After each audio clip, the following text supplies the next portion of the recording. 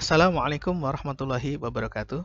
Teman-teman sekalian, sebelumnya kita sudah membahas tentang prinsip-prinsip dasar dalam metode Iqra.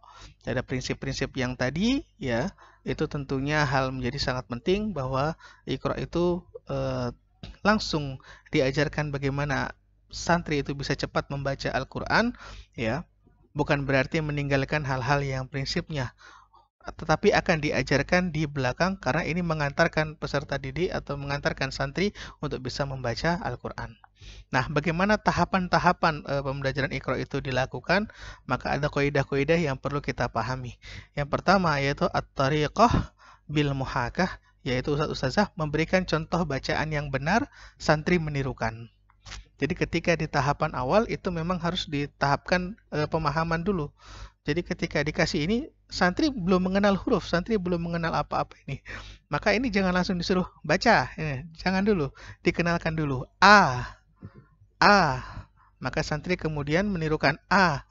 Setika nanti bisa menirukan, baru kemudian dilanjutkan at-tariqah bil musyafahah, yaitu santri melihat gerak-gerik bibir ustadz. Jadi ustadz-ustazah harus memberikan contoh dalam bentuk gerak-gerik bibirnya ini sesuai. Mulutnya gimana, letak lidahnya di mana, itu guru harus mengajarkan, ya, serta makharijul hurufnya, menghindari kesalahan dalam pelafalan huruf, itu juga melihat pada santrinya sudah benar atau belum, ya.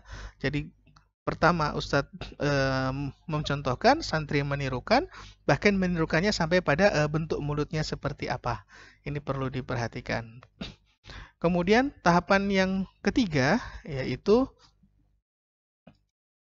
at-tariqah bil kalami sharih, yaitu ustadz-ustazahnya menggunakan ucapan yang jelas dan komunikatif. Maksudnya jelas dan komunikatif, ketika benar maka diberikan pujian, kalau salah diajak untuk terus coba diulangi lagi, tambahkan sedikit, lidahnya coba lagi, sudah betul, coba sekali lagi, coba diulang lagi. Iya, jadi harus ada komunikatif gitu, ya, jangan pakai rotan, tok salah, enggak begitu, ya. Ya, jadi harus komunikatif. Artinya ketika santri ini tahu ini bacaannya benar atau bacaannya salah, kemudian santri bisa memahami, oh yang betul seperti ini. Nah, maka dijaga, dia akan menjaga bacaan yang benar itu. Jadi harus ada komunikasi antara santri dengan ustadz-ustazah. Kemudian yang keempat ada tariqah bisu'al lima qasidit ta'limi, yaitu ustadz-ustazah mengajukan pertanyaan-pertanyaan, santri bisa menjawab, atau ustazah menunjukkan bagian-bagian huruf tertentu, kemudian santri membacanya. Artinya apa yang dibaca santri memang harus diperhatikan oleh ustadz-ustazahnya juga. Ustadz-ustazahnya juga bisa mengatur. Nah, coba ini dibaca, coba yang ini. Nah, ini apa? Ini apa? Samanya apa? Bedanya apa? Ya, termasuk perbedaan ada titiknya atau tidak ada titiknya. Ini guru boleh bertanya untuk meyakinkan bahwa anak ini bisa membedakan antara huruf-huruf tertentu yang bentuknya mirip, seperti so dengan dha, itu bisa, oh ternyata ini bedanya ini, tanya seperti ini. Termasuk perbedaan-perbedaan huruf yang bunyinya berdekatan, ya, itu kemudian santri bisa memahami. Nah, ketika tahapan-tahapan ini diperhatikan, kemudian prinsip tadi diperhatikan, dan sebenarnya di Iqra itu juga sebenarnya sudah dimudahkan. Ada beberapa rambu-rambu, titian-titian ingatan juga sudah dibuat, ya. Maka jangan sampai itu dilanggar. Padahal sudah dituliskan di situ, misalkan perhatikan panjang pendeknya, apabila masih keliru jangan dilanjutkan. Ya, ustadznya jangan melanjutkan. Ya, maka satu hal tadi, ya, penanaman konsep itu juga penting sekali. Jadi jangan sampai ketika ustadznya mengajar pengennya cepat-cepat karena santrinya banyak gitu, ya. Jangan pula cepat-cepat. Mungkin bisa dibaca 2 kali, sekali menghadap dengan ustadz-ustazahnya. Bacaan yang pertama yaitu bacaan latihan, bacaan yang kedua disuruh baca ulang itu untuk bisa kita evaluasi. Apakah sudah bisa kita nilai, apakah lanjut atau tidak. Jadi seperti itu. Maka jangan terburu-buru santri baca. Ketika dia belum paham kita paksa baca, ketika salah kemudian ulang. Kan kasihan kalau nanti di lembar evaluasinya atau lembar kontrol Iqra-nya itu tulisannya ulang, kan kasihan. Ya, maka kita harus yakin bahwa santri ini sudah paham atau belum.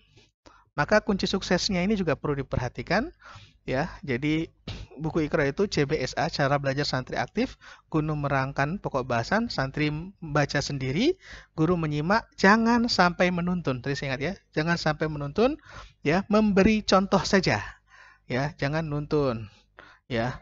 Yang kedua, privat. Jadi Iqra ini khasnya adalah di privat ya, penyemakan seorang demi seorang secara bergantian, bisa secara klasikal pakai Iqra klasikal ya, jika memang perlu boleh juga klasikal, ada, nanti silahkan teman-teman cari saja ya, sudah dijual juga di toko-toko online itu terkait dengan Iqra klasikal, atau bisa menghubungi Depot Iqra di Yogyakarta. Kemudian yang ketiga, asistensi ya. Santri yang lebih tinggi boleh membantu menyimak santri lain apabila memang terjadi kekurangan guru Al-Qur'annya ya. Kalau memang terdesak sekali boleh gitu ya. 4. Mengenai judul-judul, guru langsung memberi contoh bacaannya, tidak perlu banyak penjelasan. Jadi singkat saja, jangan terlalu panjang penjelasannya. Ini ikhfa, idgham, tidak dijelaskan seperti itu. Contohkan saja, santri mengikuti, santri faham, maka santri kemudian bisa melanjutkan seperti itu.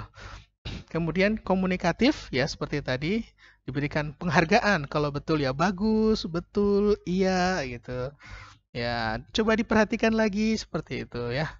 Kemudian yang keenam yaitu sekali betul jangan diulang-ulang. Ya, jadi ketika baca jangan sampai wama terus ini. Jangan diulang-ulang, nanti bisa ditegur. Wamanya ada berapa? Jadi bisa. Jadi kita sudah betul ya sudah, enggak usah diulang-ulang ya. Kalau beliau santri keliru, cukup betulkan huruf yang keliru saja. Ini apa? Nah, coba lagi diulang seperti itu. Jadi dibetulkan yang salah itu supaya dia tahu juga, oh ternyata yang salah yang ini, yang tadi nggak salah, seperti itu. Ya. Kemudian yang ke-8 ya, bagi santri yang betul-betul menguasai pelajaran, mampu dipacu boleh dipercepat, dilompat-lompat pun boleh apabila memang dia betul-betul menguasai, betul-betul sudah paham. Nah, bila santri sering memanjangkan bacaan yang semestinya pendek, itu biasanya gara-gara sambil ingat-ingat, sambil mikir, itu bacaannya jadi panjang. Nah, seperti itu. Maka boleh diputus-putus ya. Namun jangan sering diputus-putus. Bisa juga dilatih supaya lancar ya. Itu boleh. Ini hanya untuk jilid Iqra jilid 1 ya. Iqra jilid 1 boleh diputus-putus, tapi kalau masih putus-putus terus ya janganlah ya. Supaya apa? Supaya tidak terlalu tersering diputus, supaya bisa cepat cara membacanya berkembang ya. Boleh putus-putus di awal, tapi jangan putus-putus terus ya.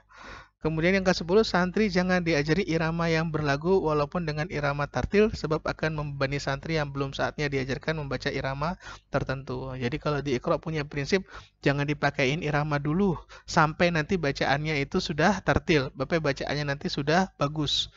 Ya, ketika sudah bagus baru dikenalkan irama, khawatirnya nanti irama mengganggu tajwidnya. Yang ke-11, bila ada santri yang sama tingkat pelajarannya, boleh dengan sistem tadarus. Ini untuk yang Quran, ya. Secara bergilir membaca bersama 2 baris dan sedang yang lain menyimak. Nih bila tingkatan pelajaran yang sama boleh sambil tadarus, itu boleh. Ya. Yang ke-12 ini penting sekali, yaitu untuk EPTA atau mau ujian kenaikan jilid, ya, itu ditentukan penguji khusus yang standar supaya standarnya tetap dan sama, ya. Kemudian yang ke-13 ya, pengajaran buku Iqra 1 sampai dengan 6 sudah dengan pelajaran tajwid tapi tidak perlu dikenalkan hukum tajwidnya ya. Kemudian 14 syarat kesuksesannya yaitu menghayati ya. Mengajar mesti ada guru yang fasih tartil. Jadi gurunya harus fasih dan tartil ya. Kemudian 15 ya, setelah juz Iqra 6 bacanya dari jilid. Jadi dari juz 1, baca Qur'annya dari juz 1 bukan juz amma. Nah, kesalahan umum ini yang perlu diperhatikan. Pertama, seringnya ustadz-ustadzahnya belum tartil, ustadz-ustadznya tidak paham target per jilid, kemudian nggak bisa terlalu cepat memudahkan melanjutkan santri, santrinya masih dituntun, dan juga ustadz-ustadzahnya juga kurang komunikatif. Maka ini hal-hal yang kemudian sering tidak diperhatikan oleh ustadz-ustadzah, padahal ini kemudian yang sangat berpengaruh pada keberhasilan. Itu saja yang dapat kami sampaikan. Jangan lupa ini buku-bukunya bisa